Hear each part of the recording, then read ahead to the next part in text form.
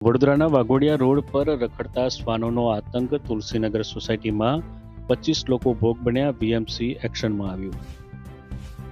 વડોદરા શહેરની વાઘોડિયા રોડ પર આવેલી તુલસીનગર સોસાયટીમાં છેલ્લા કેટલાક મહિનાથી રખડતા શ્વાનોનો ત્રાસ સતત વધી રહ્યો છે. સ્થાનિકોના જણાવ્યા મુજબ છેલ્લા 4 થી 5 મહિનામાં આશરે 25 લોકોને રખડતા શ્વાનો કરડ્યા હતા, જેમાં નાના બાળકો, વરિષ્ઠ નાગરિકો તેમજ ડિલિવરી બોયઝનો પણ સમાવેશ થાય છે. છેલ્લા એક સપ્તાહમાં જ 3 નવા ડોગ બાઇટના બનાવો નોંધાયા છે, જેમાં 10 વર્ષના બાળકને પણ ઈજા પહોંચી હતી. સ્થાનિક રહેવાસીઓએ અનેક વખત વડોદરા મ્યુનિસિપલ કોર્પોરેશનમાં લેખિત અને મૌખિક રજૂઆતો કરી હોવાનો દાવો કરાયો છે. સોસાયટીમાં ટ્યુશન ક્લાસ ચાલતા હોવાથી બાળકોની સુરક્ષાને લઈને વાલીઓ પણ ભારે ચિંતામાં મુકાયા છે. સમગ્ર મામલો સામે આવ્યા બાદ વડોદરા મ્યુનિસિપલ કોર્પોરેશનના અધિકારીઓ ઘટના સ્થળ પર પહોંચ્યા હતા. વીએમસીના અધિકારી ડોક્ટર વિજય પંચાલના જણાવ્યા મુજબ ફરિયાદ મળતા જ એબીસી ટીમ દ્વારા તપાસ કરવામાં આવી હતી અને વધુ હિંસક જણાયેલા એક શ્વાનને પકડી આઇસોલેશનમાં ખસેડવામાં આવ્યો છે. ડોક્ટર પંચાલે જણાવ્યું હતું કે શ્વાન હિંસક બનવાના કારણે પૂરતો ખોરાક ન મળવો, ચોમાસામાં આશ્રયનો અભાવ અથવા લોકો દ્વારા તેને ચીડવવામાં આવવું જેવા કારણો હોઈ શકે છે. તેમણે નાગરિકોને પણ શ્વાનોને ચીડવવાનું ટાળવા અને સાવચેતી રાખવાની અપીલ કરી હતી.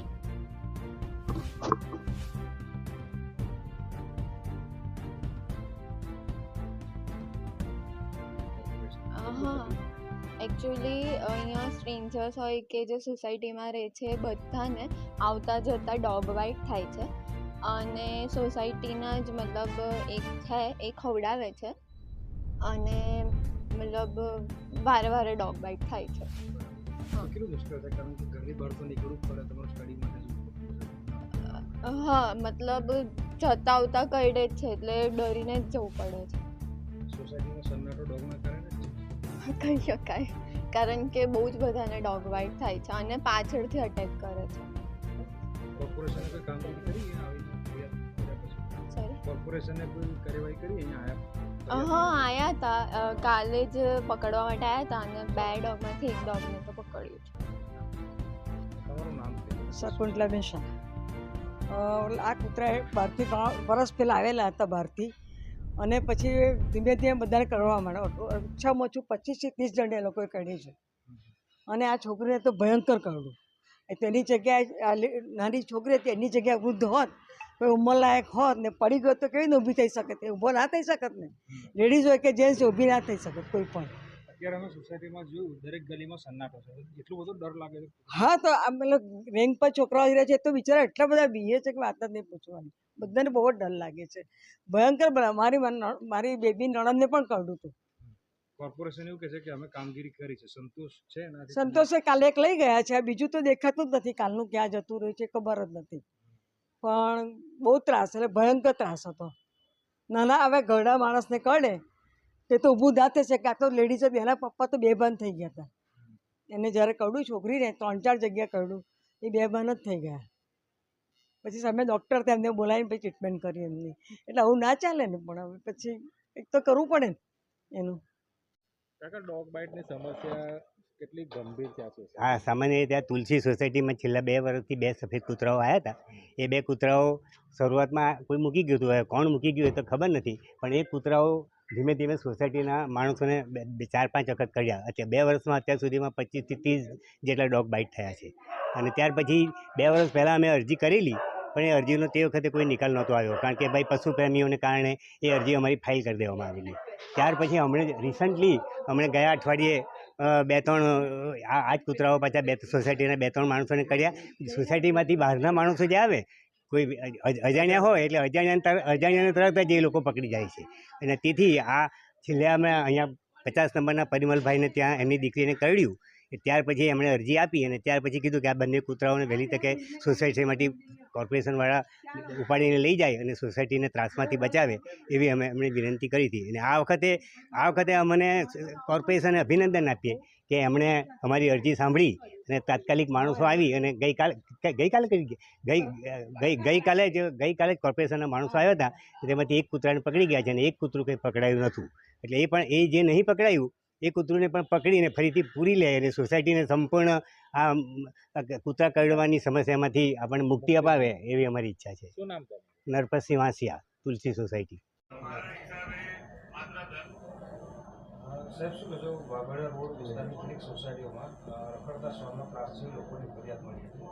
લગભગ 1 મહિનાની અંદર 25થી વધારે લોકોને ડોગ બાઇટની ફરિયાદો મળી છે એવી વાત જાણવા મળી. તથ્ય શું છે અને શું આપણે કામ કર્યું? જનરલી અમારી પાસે ઓફલાઈન તેમજ ઓનલાઈન માધ્યમ મારફતે ડોગ બાઇટના કેસ તેમજ રખડતા કૂતરાના ત્રાસ બાબતે ફરિયાદ આવતી હોય છે. આ બાબતે જે પ્રકારના કેસની ગંભીરતા હોય છે કે ડોગને ડોગ બાઇટ થયેલું છે, રૂટીનમાં ગંદકી બાબતે ફરિયાદ છે, એ બાબતને ધ્યાને લઈ સૌપ્રથમ અમે અમારી કોમ્યુનિટી એન્ગેજમેન્ટ ટીમ છે, હ્યુમન વેલફેર ફોર એનિમલ્સ નામની સંસ્થા મારફતે અમે આ કામગીરી ટીમને ત્યાં સ્થળ સ્થિતિ વિઝિટ કરાવીએ છીએ. જે પ્રકારનું ત્યાંનું ડોગની કમ્પ્લેન હોય એ બાદ અગર કોઈ ડોગ એગ્રેસિવ હોય તો અમે તાત્કાલિક અમારી એબીસી ટીમને ત્યાં સ્થળ પર મોકલીએ છીએ અને ડોગ પકડવાની કામગીરી કરીએ છીએ. જે વાઘોડિયા રોડની તુલસીનગર સોસાયટી છે, તુલસીનગર સોસાયટી, ત્યાંની જે ફરિયાદ મળી કે ભાઈ ડોગ બાઇટ દ્વારા 4 થી 5 લોકોને વધારે લોકોને ડોગ બાઇટ થયેલી છે અને ડોગ એગ્રેસિવ છે, તો તાત્કાલિક અસરથી અમે એબીસીની ટીમ મોકલી હતી ખટંબાથી અને એક ડોગને પકડી અને એબીસી સેન્ટર ખાતે આઇસોલેશનમાં રાખવાની કાર્યવાહી કરેલ છે. ખાસ કરીને વાત કરીએ આપણે તો ડોગ અટેકનું મૂળ કારણ શું હોય છે એટલે અને પબ્લિક અવેરનેસ માટે તમારે શું? ડોગ એટેકની અંદર ઘણા બધા કારણો હોય છે.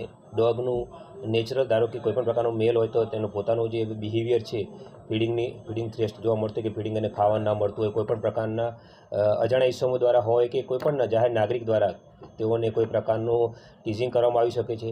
એ સિવાય ધારો કે ફિમેલ હોય તો ફિમેલની અંદર સાયકલ પીરિયડમાં આવેલી હોઈ શકે, અથવા ધારો કે ક્લાઇમેટિક ચેન્જ છે, અત્યારે ચોમાસાની સિઝન ચાલી છે, બરાબર છે, કે વરસાદ સિઝન ચાલુ રહી હોય તો પોતાના સેફ્ટી પોઈન્ટ ઓફ વ્યૂ કોઈપણ પ્રકારનું એક રેસ્ટ તપાસ કરતા હોય, ગાડી નીચે છે કે કોઈ પ્રકારનું શેલ્ટરનું તેઓ તપાસ કરતા હોય છે.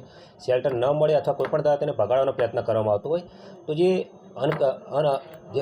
જોવા જઈએ તો અનફેવરેબલ કન્ડિશન જે ઊભી થતી હોય છે, એન્વાયરમેન્ટ ઊભું થાય છે, એના કારણોસર એક ડોગ બાઇટના પ્રશ્નો ઊભા થતા હોય છે. લોકોએ શું તકેદારી રાખવી છે? કારણ કે તમે કીધું કે સિઝનમાં ડોગ બાઇટના કિસ્સા વધી જતા હોય. લોકોએ તકેદારી રાખવી જોઈએ કે ક્યારેય પણ કોઈપણ ડોગ આ રીતે જ્યારે રમતું હોય, કોઈપણ ધારો કે આપણે છોકરાઓના પ્લેઇંગ એરિયા છે કે ગાર્ડન વિસ્તારમાં જ્યારે રમતું હોય તો એને ટીચિંગ કરવાનો પ્રયત્ન ન કરે. મોટાભાગે કેવું છે, ડોગનું નીચે પણ એ આપણા જે ફેમિલિયર જેવું જ હોય છે, તો કદાચ એના ડોગને એનું બિહેવિયર જોવા મળે, ખરેખર ડોગ એગ્રેસિવ હોય તો એની સાથે નજીક ન જવું જોઈએ, અને ડોગ એગ્રેસિવ ન હોય તો જો એને કદાચ ફૂડ ખવડાવવામાં આવે તો ઓટોમેટિક એ આપણી સાથે ફ્રેન્કલી બિહેવિયર કરે છે. પરંતુ જો આપણે એને ટીચિંગ કરવામાં આવીએ તો કદાચ એ જે માણસે એને ટીચિંગ કર્યું હોય એ સમય પૂરતું તેઓ કદાચ એટેક નથી કરતું, પણ ત્યારબાદ અન્ય કોઈ ઇસમ કે નાના બાળકો જ્યારે જગ્યા ઉપર જાય છે ત્યારે એટેક કરવાનો પોતાના સેફટી, પોતાના બચાવ માટે ધ્યાને લઈ અને અન્ય ઇસમ જે બી નજીક બાળક આવ્યું હોય કે જે માણસ પોતાની રીતે સક્ષમ ના હોય એવાને ડોગ બાઇટ થવાના પ્રશ્નો ઊભા થાય છે.